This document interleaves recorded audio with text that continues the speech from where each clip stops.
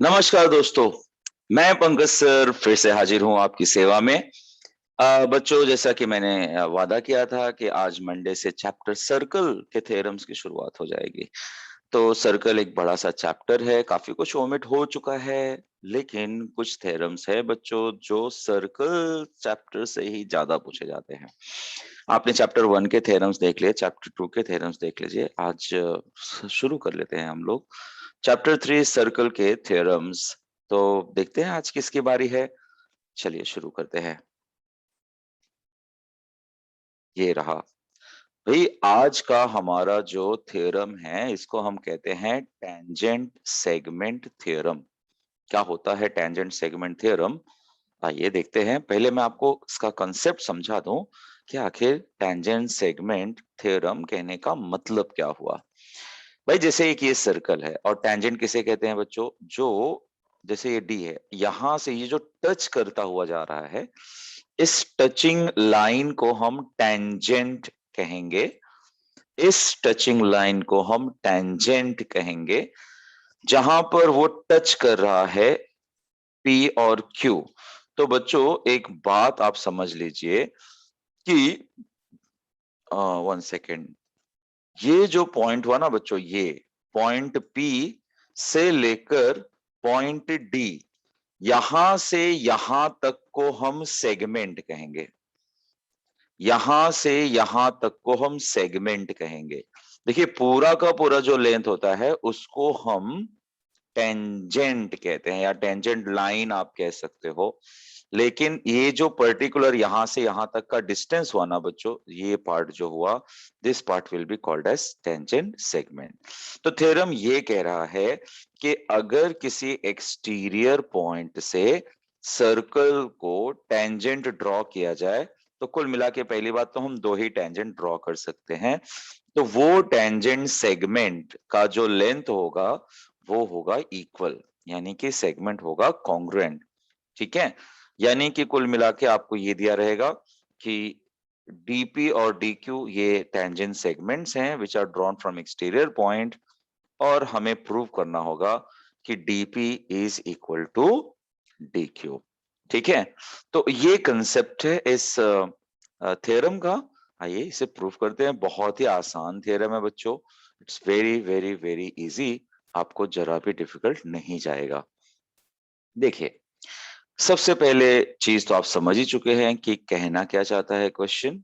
ये यहां से हमारे पास है दो टेंजेंट, और टेंजेंट सेगमेंट किसे कहेंगे ये भी आपने देख लिया है। तो आइए जल्दी से इसका गिवन लिखते हैं। Segment DP and DQ are the tangent segments, सिर्फ डीपी और डीक्यू। अब हमें प्रूफ क्या करना है? प्रूफ ये करना है कि segment DB is congruent to segment DQ. इसके लिए हमें करना क्या होगा? इसके लिए हमें कुछ कंस्ट्रक्शंस करने होंगे बच्चों। हम क्या करेंगे? D A P A Q ये सब ज्वाइन कर देंगे। इसका फायदा क्या होगा? चलिए देखते हैं। सबसे पहले इसको मैं थोड़ा सा आपके लिए डिस्कस कर दूं। बच्चों, एक चीज आप ध्यान दे देना कि एक थ्योरम जो स्टार्टिंग में ही है एक्सरसाइज 1.1 में, वो थ्योरम कहता है कि tangent is always perpendicular to the radius. मतलब ये होगा 90 डिग्री, ये होगा 90 डिग्री।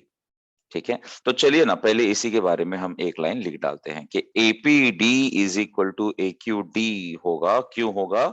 इसको हम कहेंगे टेंजेंट थ्योरम। टेंजेंट थ्योरम कहता है कि जो टेंजेंट होता है, it is always perpendicular to radius. बच्चों, इसका थ्योरम कभी पूछा नहीं जाता, बट ये प्रॉपर्टी आपको पता होना चाहिए कि tangent is perpendicular to the radius. Very very very important.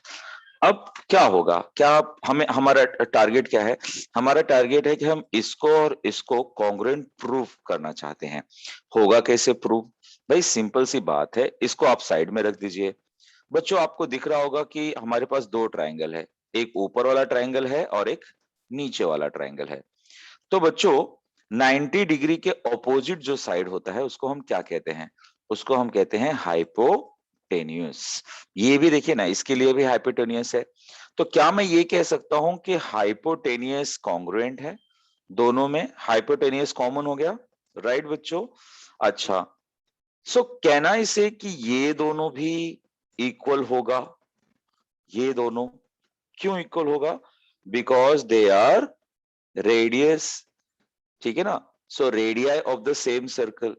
तो बच्चों क्या ऑब्जर्व हुआ, कुछ याद आता है आपको? आपने क्लास 9 में सीखा हुआ है कि दो ट्रायंगल कैसे कॉन्ग्रुएंट प्रूव कर सकते हैं। देखिए, ये 90 डिग्री, ये हाइपोटेनियस कॉमन और ये रेडियस की वजह से कॉमन। तो हम इसे ना बच्चों कहेंगे कि हाइपोटेन्यूस सेगमेंट प्रॉपर्टी से या टेस्ट से ये दोनों ट्रायंगल हो गए कॉन्ग्रुएंट। और जब दो ट्रायंगल कॉन्ग्रुएंट हो जाते हैं बच्चों, तो उसके करस्पॉन्डिंग साइड्स इक्वल हो जाते हैं, एंगल्स इक्वल हो जाते हैं। यानी कुल मिला के जब हमने इस ट्रायंगल और इस ट्रायंगल को कॉन्ग्रुएंट प्रूव कर दिया, तब हम एंड में कह पाएंगे कि therefore DP is congruent to DQ, जो हमारा लक्ष्य है। यानी कुल मिला के बच्चों अब हमें लिखना है सिर्फ कि ट्रायंगल कॉन्ग्रुएंट कैसे हैं, उसके लिए सिस्टमेटिक लिखिए। मैंने लिखा ट्रायंगल पी ए डी और क्यू ए डी। तो पहला पॉइंट ये कि बच्चों आपको कुछ कॉमन दिख रहा है। क्या कॉमन दिख रहा है? ओके, पहले मैंने रेडियस ले लिया है, P A is equal to A Q, और उसके बाद कॉमन ले लिया है A D is A D. तो भैया आप पहले मैंने बता दिया कि ये हाइपोटेन्यूस है। अच्छा, ये भी बता देना कि दो एंगल 90 डिग्री है, कॉन्ग्रुएंट है फ्रॉम वन, ठीक है? So therefore this triangle PAD and QAD is congruent by hypotenuse side test। एक बात मैं कह दूं बच्चों, यहां पर आप फ्रॉम वन कहने के बजाय आप ये भी कह सकते हो कि ईच 90 डिग्री, ये ज्यादा बेटर साउंड करेगा। ईच 90 डिग्री लिखेंगे तो बेटर रहेगा। ईच 90 डिग्री कहने से हम हाइपोटेनियस साइड टेस्ट कहना is more proper. But all right, हमने स्टार्टिंग में भी 90 डिग्री बोला हुआ है, so that not a big problem. But yes, if you say each 90 degree that will be more better. अच्छा, तो इस तरह से हमने ट्रायंगल PAD और ट्रायंगल QAD को कर दिया है कॉन्ग्रुएंट। अब कॉन्ग्रुएंट हो गया है तो देयरफॉर उनका जो करस्पॉन्डिंग साइड है, यानी कि DP is congruent to DQ। Last में हमें एक स्टेटमेंट लिख देना चाहिए। क्या स्टेटमेंट लिखोगे? इसी स्टेटमेंट को आप एंड में यहां पर लिख सकते हैं। मैंने यहां नहीं लिखा है, आप लास्ट में लिख सकते हैं, hence tangent segments drawn from an external point to a circle are congruent. तो ये आपका थ्योरम हो जाएगा पूरा। तो बच्चों ये बहुत ज्यादा इजी है। थ्योरम्स सुनकर ये बच्चे काफी डर जाते हैं, उनको लगता है काफी हार्ड होगा। नहीं बच्चों, ऐसी कोई बात नहीं है। थ्योरम अगर आप समझ जाते हो तो आपके लिए चैप्टर बहुत ज्यादा इजी हो जाता है। ये एज ए डिफरेंट सम भी पूछे जा सकते हैं। तो आज का ये हमारा छोटा सा लेक्चर होता है एंड। ये थ्योरम हो गया कंप्लीट। आपको कैसा लगा, क्या समझ में आया या नहीं आया, जरूर बताइएगा कमेंट बॉक्स में। और कल फिर मिलेंगे नए थ्योरम के साथ। आज के लिए इतना ही। आपका बहुत बहुत शुक्रिया। Bye bye.